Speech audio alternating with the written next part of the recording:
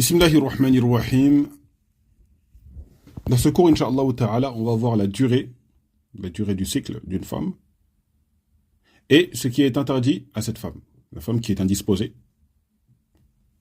qui a ses menstrues, qu'est-ce qui lui est interdit? Premièrement, donc, la durée d'un cycle. Alors, quand on dit le cycle, pour ceux qui connaissent un petit peu, qui se connaissent dans la médecine, bon, moi je ne me connais pas en médecine, mais ceux qui s'y connaissent un petit peu, vous comprenez ce qu'on entend par cycle.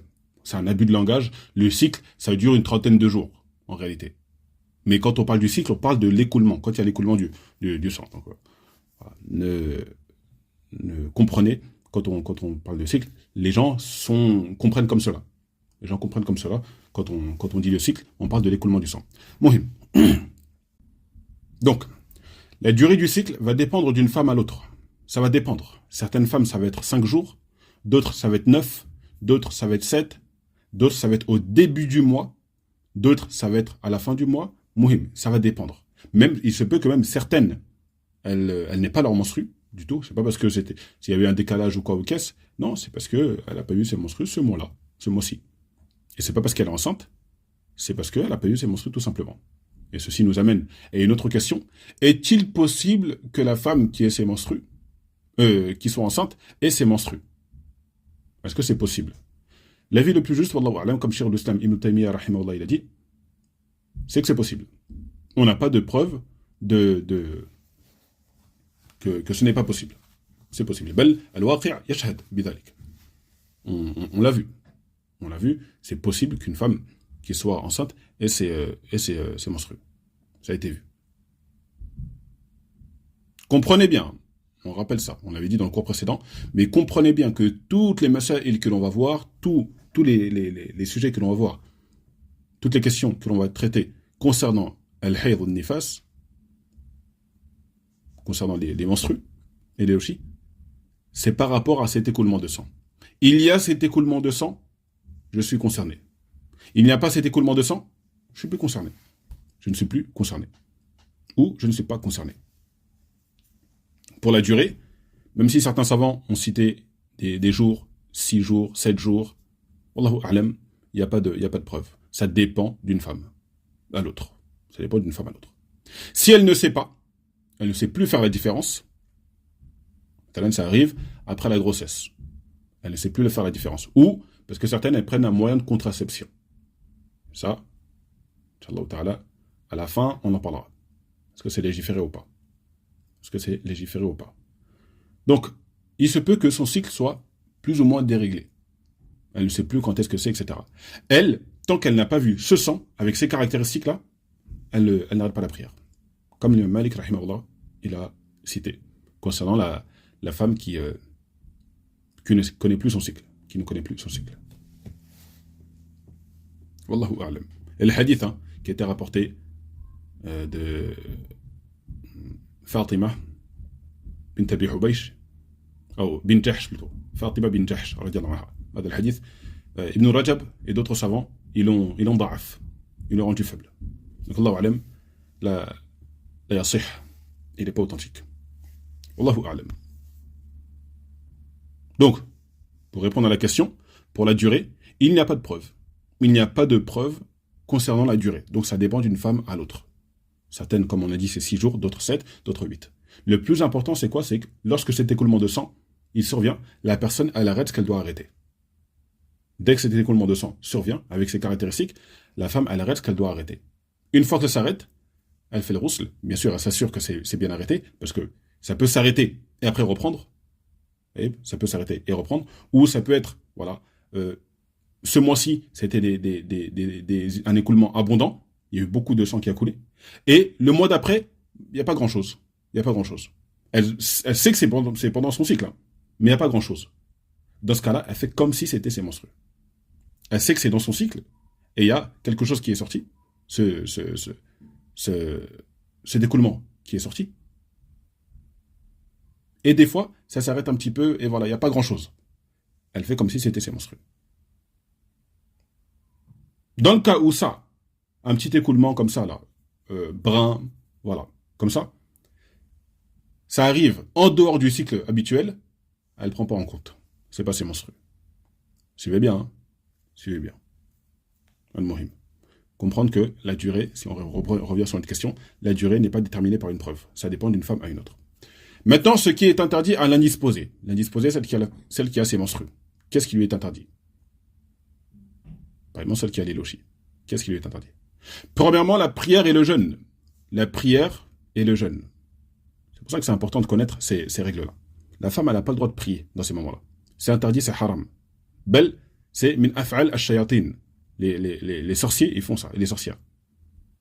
Ils utilisent du sang de menstrues pour faire leur sorcellerie. Pour faire de la mécréance.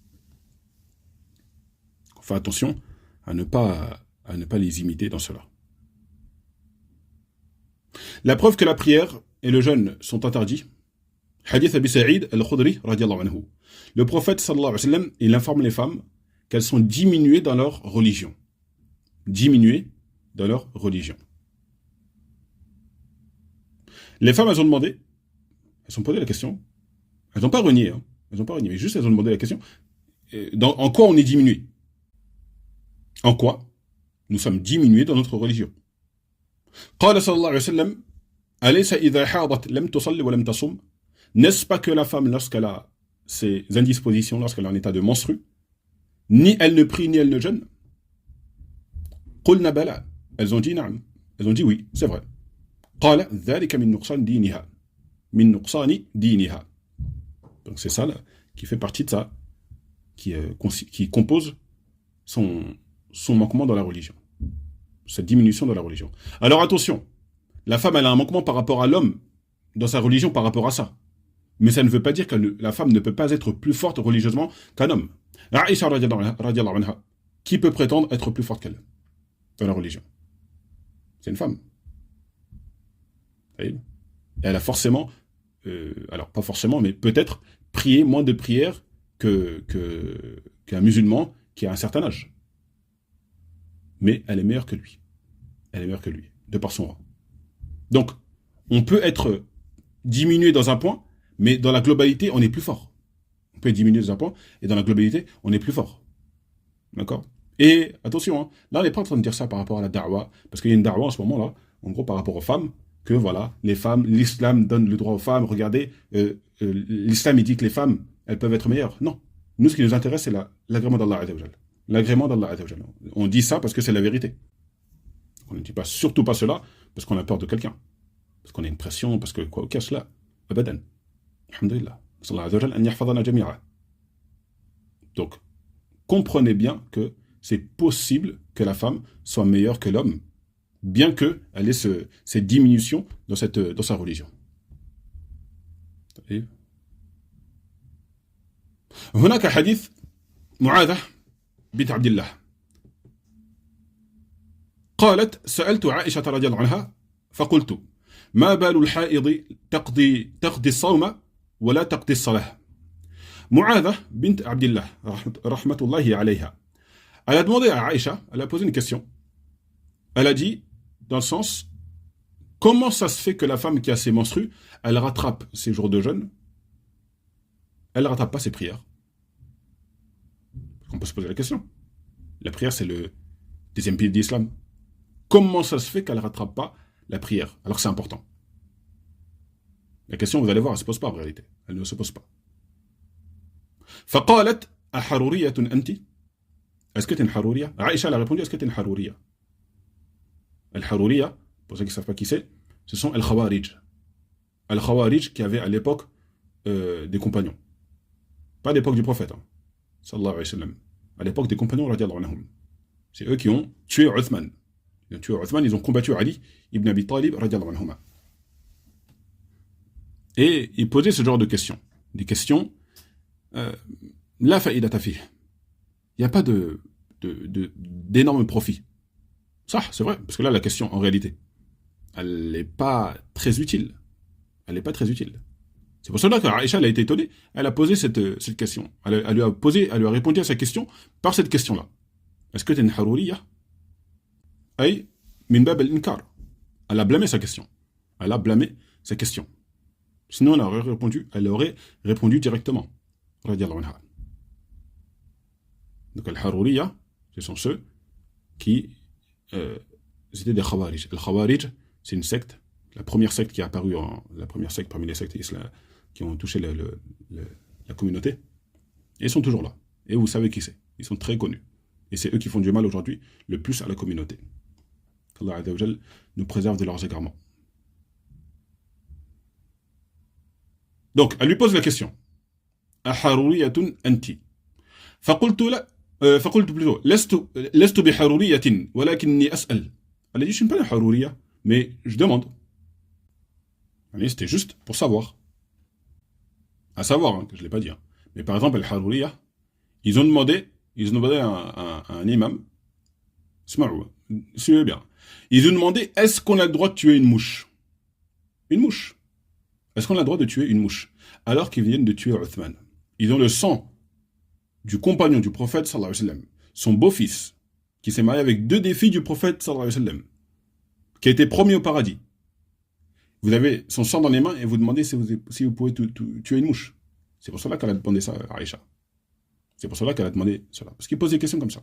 Des questions qui ne sont pas pertinentes. Des questions qui ne sont pas pertinentes. Comme vous avez vu, donc, Mu'adah, elle expliquait. Elle n'a pas manqué de respect à Aïcha. Elle a compris pourquoi Aïcha elle avait posé cette question-là. Donc elle a dit laisse-tu bi harouriya. Je ne suis pas une harouriya, mais juste je demande, je voulais savoir. فقالت, et regardez la réponse magnifique de Aïcha, كان يصيبنا ذلك فنؤمن, donc à l'époque du prophète sallallahu alayhi wa sallam. Donc فقالت كان يصيبنا ذلك فنؤمر بقضاء الصوم ولا نؤمر بقضاء الصلاة. Quand ça nous arrivait à l'époque du prophète sallallahu alayhi wa sallam, dans le sens, hein, on nous ordonnait de rattraper le jeûne et de ne pas rattraper la prière. On ne nous a pas ordonné de rattraper la prière. Magnifique réponse. Des fois, on veut trouver des hikam, des sagesses, des kadas, des trucs de la médecine. Non, c'est tout simplement, à l'époque du prophète, on faisait comme ça. Sallallahu alayhi wa sallam. Sallallahu alayhi wa sallam. On faisait comme ça à son époque. C'est tout. On nous a rien dit, on nous a pas interdit, c'était comme ça. Donc on reste comme ça. On reste comme ça. Pourquoi changer? Pourquoi? Oui. Al-Khawarij, hein, eux, ils sont capables de dire non, moi je vais rattraper ma prière. Je vais rattraper ma prière parce que c'est le deuxième pilier de l'islam et sinon ça va me faire des manquements sinon. Ils sont capables de faire ça, Al-Khawarij. Ils sont capables de faire ça. Vous avez vu? Non seulement ils posent des questions et quand ils n'ont pas la réponse que eux ils veulent, ils s'entêtent dans leur égarement. En ne suivant pas la voie du prophète, sallallahu alayhi wa sallam. Donc la réponse là de Aïcha, c'est un das, c'est un cours.